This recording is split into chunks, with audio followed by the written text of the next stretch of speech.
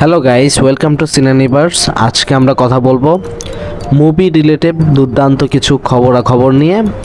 চলুন তাহলে ভিডিওটি শুরু করা।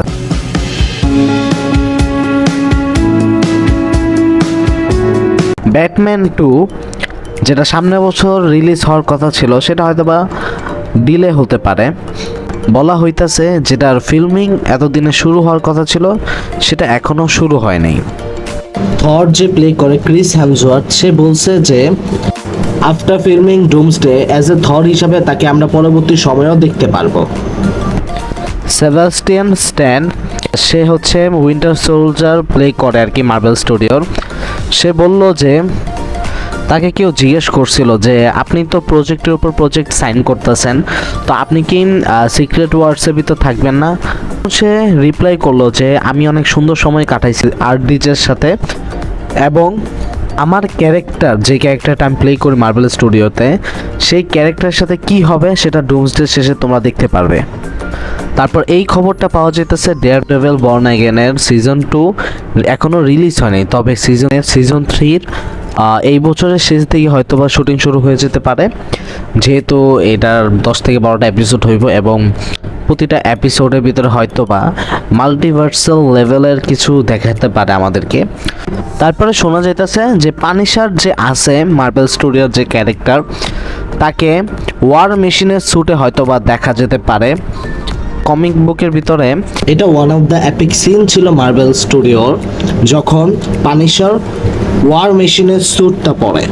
নেটফ্লিক্স আর প্যারামাউন্টের ভিতরে একটা প্রতিযোগিতা চলতেছে, সেটা হচ্ছে ডিসি ইউনিভার্স, মানে ওয়ার্নার ব্রাদার্সের WB, ওয়ার্নার ব্রাদার্সের যে ইউনিভার্সটা আছে ডিসি, সেই সম্পূর্ণ ইউনিভার্সটা নিয়ে একটা প্রতিযোগিতা চলতেছে যে কে কার আগে ইউনিভার্সটা কিনতে পারে। ভেনম নিয়ে নতুন একটি খবর আসছে, সেটা হচ্ছে ভেনমের যে লেগেসি আছে সেটা তো আমরা মুভিতে শেষ হতে দেখছি, বাট ভেনম অ্যানিমেটেড একটা মুভিতে ফিরে আসছে, এবং সেই মুভিতে আমরা টম হার্ডির ক্যারেক্টারের ফিরে আসা দেখব অ্যাজ এ ভয়েস আর্টিস্ট।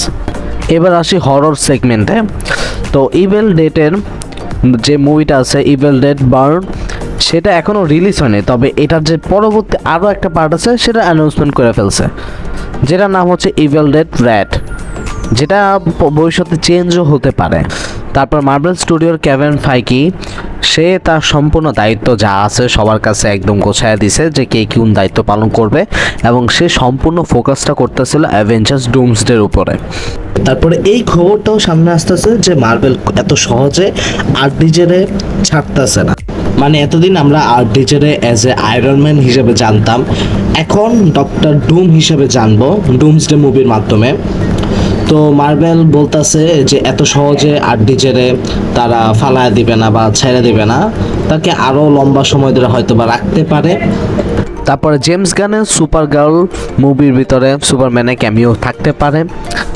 তো এখানে দুই ধরনের পসিবিলিটিস আছে, একটা হচ্ছে আমরা সুপারম্যান মুভির ভিতরে তাদের যে ভাই বোনের একটা রিলেশন, সেটার একটা অংশ হয়তো বা দেখাতে পারে, অথবা সুপারম্যান ম্যান অফ টুমরো এই মুভির কোনো একটা অংশ হয়তো বা দেখাতে পারে।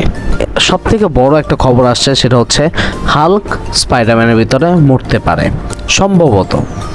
যেই রিউমার্সটা খুব বেশি পরিমাণে ইন্টারনেটের ভিতর রিউমার্স আছে, রিজন হইতেছিল মার্ক রাফেলো, যে কিনা একটু কন্ট্রোভার্সিয়াল স্টেটমেন্টের ভিতরে আছে আর কি। আপাতত হয়তো বা স্পাইডারম্যান ব্র্যান্ড নিউ ডেতে আমরা এতদিন আমরা যে হালকে চিনি তাকে হয়তোবা শেষ দেখা দেখতে পারি।